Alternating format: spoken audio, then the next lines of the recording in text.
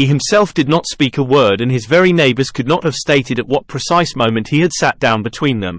But everyone felt that if the dead did ever come and sit at the table of the living, they could not cut a more ghastly figure. The friends of Firmin Richard and Armand Moncharmin thought that this lean and skinny guest was an acquaintance of Debienne's or Poligny's, while Debienne's and Poligny's friends believed that the cadaverous individual belonged to Firmin Richard and Armand Moncharmin's party. The result was that no request was made for an explanation, no unpleasant remark, no joke in bad taste, which might have offended this visitor from the tomb. A few of those present who knew the story of the ghost and the description of him given by the chief scene shifter, they did not know of Joseph Bouquet's death, thought, in their own minds, that the man at the end of the table might easily have passed for him. And yet, according to the story, the ghost had no nose and the person in question had. But M. Moncharmin declares, in his memoirs, that the guest's nose was transparent. Long, thin and transparent, are his exact words. I, for my part, will add that this might very well apply to a false nose. M. Moncharmin may have taken for transparency what was only shininess. Everybody knows that orthopedic science provides beautiful false noses for those who have lost their noses naturally or as the result of an operation. Did the ghost really take a seat at the manager's supper table that night, uninvited? And can we be sure that the figure was that of the opera ghost himself? Who would venture to assert as much? I mention the incident, not because I wish for a second to make the reader believe, or even to try to make him believe, that the ghost was capable of such a sublime piece of impudence, but because, after all, the thing is impossible. M. Armand Moncharmin, in chapter 11 of his memoirs, says, "When I think of this first evening, I cannot separate the secret confided to us by M.M. Debienne and Poligny in their office from the presence at our supper of that ghostly person whom none of us knew. What happened was this. M.M. Debienne and Poligny, sitting at the center of the table, had not seen the man with the death's head. Suddenly he began to speak. 'The ballet girls are right,' he said. 'The death of that poor Bouquet is perhaps not so natural as people think.' Debienne and Poligny gave a start. 'Is Bouquet dead?' they cried. 'Yes,' replied the man, or the shadow of a man, quietly. 'He was found, this evening, hanging in the third cellar, between a farmhouse and a scene from the Roi de Lahore.' The two managers, or rather ex-managers, at once rose and stared strangely at the speaker. They were more excited than they need have been, that is to say, more excited than anyone need be by the announcement of the suicide of a chief scene shifter. They looked at each other. They had both turned whiter than the tablecloth. At last, Debienne made a sign to M.M. Richard and Moncharmin. Poligny muttered a few words of excuse to the guests, and all four went into the manager's office. I leave M. Moncharmin to complete the story. In his memoirs, he says, M.M. Debienne and Poligny seemed to grow more and more excited, and they appeared to have something very difficult to tell us. First, they asked us if we knew the man, sitting at the end of the table, who had told them of the death of Joseph Bouquet, and, when we answered in the negative, they looked still more concerned. They took the master keys from our hands, stared at them for a moment and advised us to have new locks made, with the greatest secrecy, for the rooms, closets and presses that we might wish to have hermetically closed. They said this so funnily that we began to laugh and to ask if there were thieves at the opera. They replied that there was something worse, which was the ghost. We began to laugh again, feeling sure that they were indulging in some joke that was intended to crown our little entertainment. Then, at their request, we became serious, resolving to humor them and to enter into the spirit of the game. They told us that they never would have spoken to us of the ghost, if they had not received formal orders from the ghost himself to ask us to be pleasant to him and to grant any request that he might make. However, in their relief at leaving a domain where that tyrannical shade held sway, they had hesitated until the last moment to tell us this curious story, which our skeptical minds were certainly not prepared to entertain. But the announcement of the death of Joseph Bouquet had served them as a brutal reminder that, whenever they had disregarded the ghost's wishes, some fantastic or disastrous event had brought them to a sense of their dependence.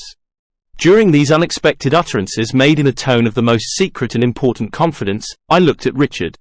Richard, in his student days, had acquired a great reputation for practical joking, and he seemed to relish the dish which was being served up to him in his turn. He did not miss a morsel of it, though the seasoning was a little gruesome because of the death of Bouquet. He nodded his head sadly, while the others spoke, and his features assumed the air of a man who bitterly regretted having taken over the opera, now that he knew that there was a ghost mixed up in the business. I could think of nothing better than to give him a servile imitation of this attitude of despair. However, in spite of all our efforts, we could not, at the finish, help bursting out laughing in the faces of de Bien and Pauline, who, seeing us pass straight from the gloomiest state of mind to one of the most insolent merriment, acted as though they thought that we had gone mad. The joke became a little tedious, and Richard asked half seriously and half in jest, "But, after all, what does this ghost of yours want?" Pauline went to his desk and returned with a copy of the memorandum book. The memorandum book begins with the well-known words saying that the management of the opera shall give to the performance of the National Academy of Music the splendor that becomes the first lyric stage in France, and ends with clause 98, which says that the privilege can be withdrawn if the manager infringes the conditions stipulated in the memorandum book. This is followed by the conditions, which are 4 in number. The copy produced by Pauline was written in black ink and exactly similar to that in our possession, except that, at the end, it contained a paragraph in red ink and in a queer, labored handwriting, as though it had been produced by dipping the heads of matches into the ink, the writing of a child that has never got beyond the downstrokes and has not learned to join its letters. This paragraph ran, word for word, as follows. 5. Or if the manager, in any month, delay for more than a fortnight the payment of the allowance which he shall make to the opera ghost, an allowance of 20,000 francs a month, say 240,000 francs a year. Pauline pointed with a hesitating finger to this last clause, which we certainly did not expect. "Is this all? Does he not want anything else?" asked Richard, with the greatest coolness. "Yes, he does," replied Pauline. And he turned over the pages of the memorandum book until he came to the clause specifying the days on which certain private boxes were to be reserved for the free use of the President of the Republic, the ministers and so on. At the end of this clause, a line had been added, also in red ink. Box 5 on the grand tier shall be placed at the disposal of the opera ghost for every performance.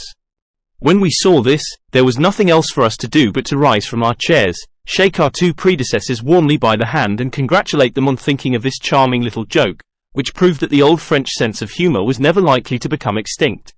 Richard added that he now understood why de Bien and Pauline were retiring from the management of the National Academy of Music.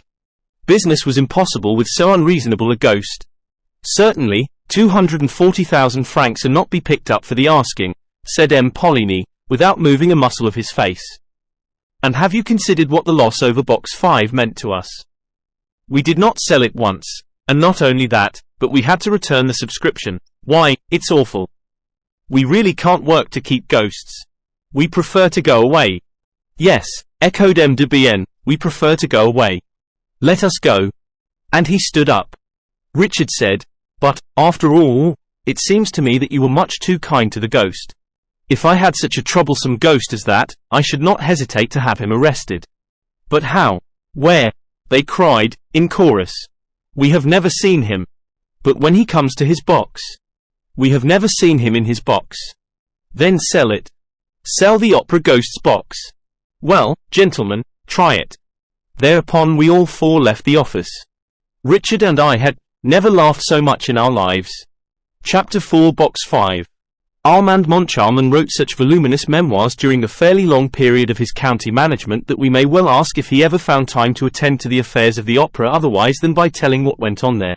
Moncharmin did not know a note of music, but he called the Minister of Education and Fine Arts by his Christian name, had dabbled a little in society journalism and enjoyed a considerable private income. Lastly, he was a charming fellow and showed that he was not lacking in intelligence, for, as soon as he made up his mind to be a sleeping partner in the opera, he selected the best possible active manager and went straight to Firmin Richard. Firmin Richard was a very distinguished composer, who had published a number of successful pieces of all kinds and who liked nearly every form of music and every sort of musician. Clearly, therefore, it was the duty of every sort of musician to like Firmin Richard. The only things to be said against him were that he was rather masterful in his ways and endowed with a very hasty temper. The first few days which the partners spent at the opera were given over to the delight of finding themselves the head of so magnificent an enterprise, and they had forgotten all about that curious, fantastic story of the ghost, when an incident occurred that proved to them that the joke, if joke it were, was not over. Firmin Richard reached his office that morning at 11 o'clock. His secretary, Remy, showed him half a dozen letters which he had not opened because they were marked private. One of the letters had at once attracted Richard's attention not only because the envelope was addressed in red ink, but because he seemed to have seen the writing before. He soon remembered that it was the red handwriting in which the memorandum book had been so curiously completed. He recognized the clumsy, childish hand. He opened the letter and read, "Dear Mr. Manager, I am sorry to have to trouble you at a time when you must be so very busy, renewing important engagements, signing fresh ones and generally displaying your excellent taste. I know what you have done for Carlotta, Sorelli and Little Jams and for a few others whose admirable qualities of talent or genius you have suspected. Of course, when I use these words, I do not mean to apply them to La Carlotta, who sings like a squirt and who ought never to have been allowed to leave the Ambassadeurs and the Café Jacquin, nor to La Sorelli, who owes her success mainly to the coach builders, nor to Little Jams, who dances like a calf in a field. And I am not speaking of Christine Daaé either, though her genius is certain, whereas your jealousy prevents her from creating any important part. When all is said, you are free to conduct your little business as you think best, are you not?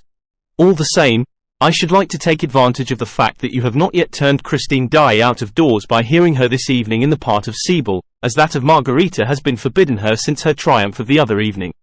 And I will ask you not to dispose of my box today nor on the following days, for I cannot end this letter without telling you how disagreeably surprised I have been once or twice, to hear, on arriving at the opera, that my box had been sold, at the box office, by your orders. I did not protest, first, because I dislike scandal, and, second, because I thought that your predecessors, MM. de Bienne and Poligny, who were always charming to me, had neglected, before leaving, to mention my little fads to you. I have now received a reply from those gentlemen to my letter asking for an explanation, and this reply proves that you know all about my memorandum book and, consequently, that you are treating me with outrageous contempt. If you wish to live in peace, you must not begin by taking away my private box. Believe me to be, dear Mr. Manager, without prejudice to these little observations, your most humble and obedient servant, Opera Ghost." The letter was accompanied by a cutting from the agony column of the Revue Theatrale, which ran, "Oh gee, there is no excuse for R&M. We told them and left your memorandum book in their hands. Kind regards." M. Furman Richard had hardly finished reading this letter when M. Armand Moncharmin entered, carrying one exactly similar. They looked at each other and burst out laughing. "They are keeping up the joke," said M. Richard, "but I don't call it funny." "What does it all mean?" asked M. Moncharmin. "Do they imagine that, because they have been managers of the opera, we are going to let them have a box for an indefinite period?" "I am not in the mood to let myself be laughed at long," said Furman Richard. "It's harmless enough," observed Armand Moncharmin. "What is it they really want? A box for tonight?" M. Furman Richard told his secretary to send box 5 on the grand tier to MM. de Bienne and Poligny, if it was not sold. It was not. It was sent off to them. De Bienne lived at the corner of the Rue Scribe and the Boulevard des Capucines, Poligny, in the Rue Auber. O Ghost's 2 letters had been posted at the Boulevard des Capucines post office, as Moncharmin remarked after examining the envelopes. "You see," said Richard. They shrugged their shoulders and regretted that 2 men of that age should amuse themselves with such childish tricks. "They might have been civil, for all that," said Moncharmin. "Did you notice how they treat us with regard to Carlotta, Sorelli and Little Jams? Why, my dear fellow, these 2 are mad with jealousy. To think that they went to the expense of an advertisement in the Revue Theatrale. Have they nothing better to do? By the way," said Moncharmin, "they seem to be greatly interested in that little Christine Daaé." "You know as well as I do that she has the reputation of being quite good," said Richard. "Reputations are easily obtained," replied Moncharmin. "Haven't I a reputation for knowing all about music? And I don't know one key from another." "Don't be afraid. You never had that reputation," Richard declared. Thereupon he ordered the artists to be shown in, who, for the last 2 hours, had been walking up and down outside the door behind which fame and fortune, or dismissal, awaited them. The whole day was spent in discussing, negotiating, signing or cancelling contracts, and the 2 overworked managers went to bed early, without so much as casting a glance at box 5 to see whether M. de Bienne and M. Poligny were enjoying the performance.